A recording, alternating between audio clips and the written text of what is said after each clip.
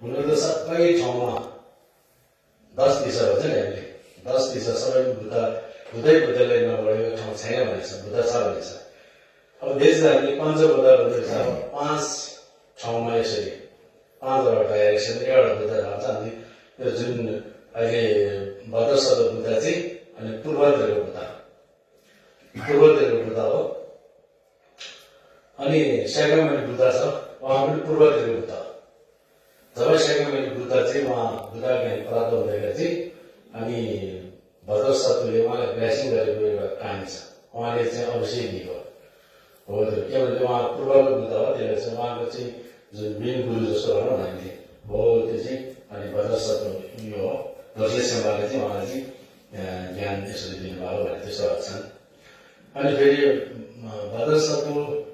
उहाँलाई चाहिँ अब हामीले सेठो भन्दा थाहा हुन्छ अहिले जसरी सेठो सन्दर्भ कोर्दा भने 100वटा बुद्धहरू हुन्छ बोधिसत्वहरू बुद्धहरू 100वटा हुन्छ त्यो 100वटा बुद्ध र बोधिसत्व चाहिँ अनि भद्रसदको एउटामै सीमित छ क्या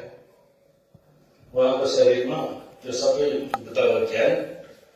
सबै गुणहरू सबैमा उहाँलाई सीमित छ भन्ने भन्छ अनि भद्रसदको यो जुन आचार्य भद्रसदसम्मको हामीले यहाँ वाचन गरेको थियो हामीले पढेको त्यो एउटा आचार्य एउटा चाहिँ देउता एउटा बुद्ध हो त्यो छ भनेछ हो त्यो छ अनि अहिले भद्रसदको चाहिँ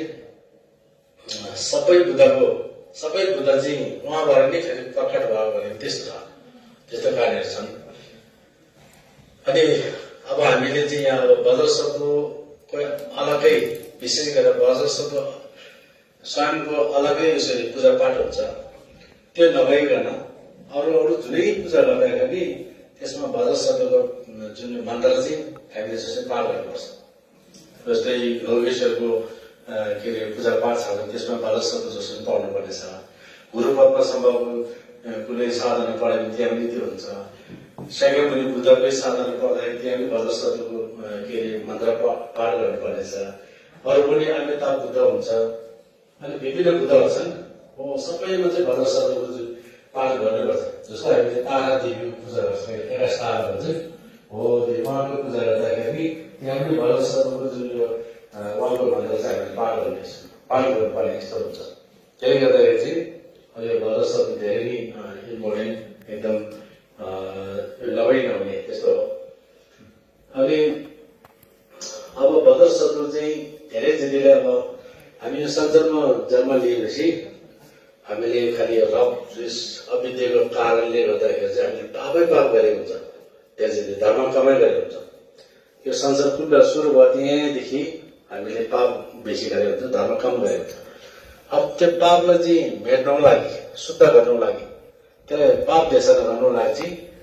कुन चाहिँ बुद्ध कुन चाहिँ बोधिसत्वले हामीले पठन गर्दाखेरि चाहिँ छिटो पाप कति हुन्छ भन्दाखेरि चाहिँ भद्रसद स्वामीलाई भद्रसदले चाहिँ हामीले उहाँलाई चाहिँ के अरे उहाँको मन्त्र जप गर्ने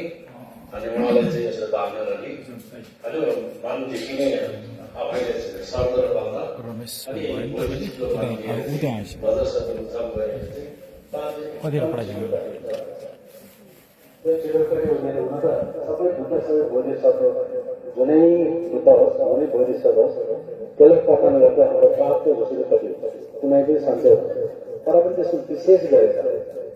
चाहिँ भद्रसदलाई यसरी हामीले पठन गऱ्यो भने चाहिँ छिटै पाप कति हुन्छ त्यसको लागि भद्रसदको जाप चाहिँ जसरी गर्नुपर्ने जस्तो हुन्छ अनि अब यहाँ आज चाहिँ यो